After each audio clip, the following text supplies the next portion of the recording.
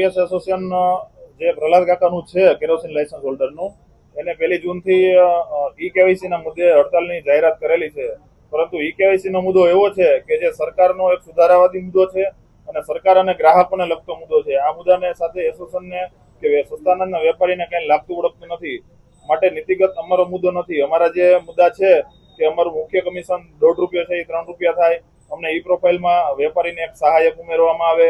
અમને ગોડાઉન ખાતેથી જથ્થો ઓછો આવે છે. ગોડાઉન ખાતેથી જથ્થો જે આવે છે એમાં ખંડણીના રૂપે મંજૂરી માંગવામાં આવે છે. અમારા વિવિધ મુદ્દા છે. આ મુદ્દાનો ક્યાંય આમાં સમાવેશ કરેલો નથી. માટે વેપારીના હિતમાં હડતાલ નથી એવું કહી શકાય. માટે અમારું ઓલ ગુજરાત ફેરફાર શોપ એસોસિએશન આ હડતાલને સમર્થન કરતું નથી.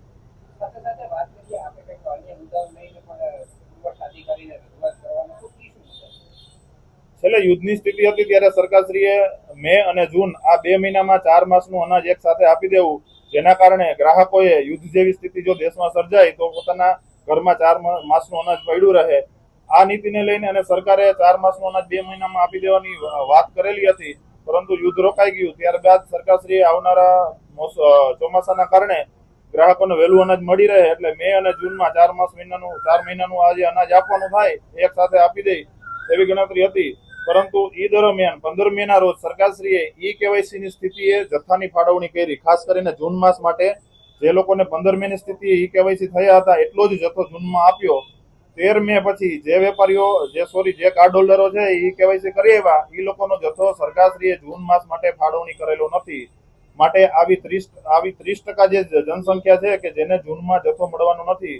આ માટે અમે જૂન મહિના માટે આ 30% જથ્થાની અમને સપ્લિમેન્ટરી મળી રહે અને જૂન માસનો જથ્થો માસના છેલ્લા દિવસોમાં એલોટ થયો છે. 30 તારીખે 31 તારીખે એલોટ થયો હોય.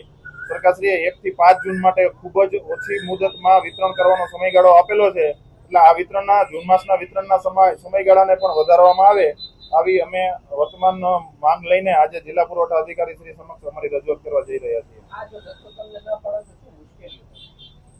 મુશ્કેલીઓમાં આ મોટી મુશ્કેલી છે તો કાર્ડ હોલ્ડરની છે અને અમે માનીએ છીએ કે કાર્ડ હોલ્ડરની મુશ્કેલી છે એ વેપારીઓની મુશ્કેલી છે. કારણ કે જે ઈ કેવાયસી છે ને એ એવા વર્ગનું નથી થયું કે જે જાગૃત નથી, જે અભણ છે, જેને ખ્યાલ નથી કે આધારની સાથે મોબાઈલ નંબરનું સીડિંગ કરવાનું હોય. મોબાઈલ નંબરનું સીડિંગ થાય તો એમનું ઈ કેવાયસી થાય. એટલે એક દબાયેલો ને કચડાયેલો જે વર્ગ છે એ લોકો જ આમાં રહી ગયા છે. એ લોકો સમજતો નથી કે આના માટે ક્યાં જવું, કોને આપણે ભલામણ કરવી, ક્યાં આપણી અરજી કરવી. આ લોકો સીધા દુકાનદાર પાસે આવે અને જે કઈ પ્રશ્ન હોય દુકાનદાર સમક્ષ મૂકે. એનું જે કઈ નિરાકરણ લાવવાનું હોય અમારે એની સાથે ચર્ચા થાય, એની સાથે ઝઘડા થાય. આ લોકો સમજતા ન હોય એટલે અલ્ટિમેટ તો જે કઈ પ્રશ્નો સરકારની જે સ્કીમ હોય એનું જે પૂરેપૂરું ઇમ્પ્લિમેન્ટેશન ન થાય એના માટે દુકાનદાર ભોગ બનતો હોય છે. એટલે આ રેશન કાર્ડ હોલ્ડરના જે પ્રશ્નો છે એ અમારા પ્રશ્નો અમે સમજીએ છીએ.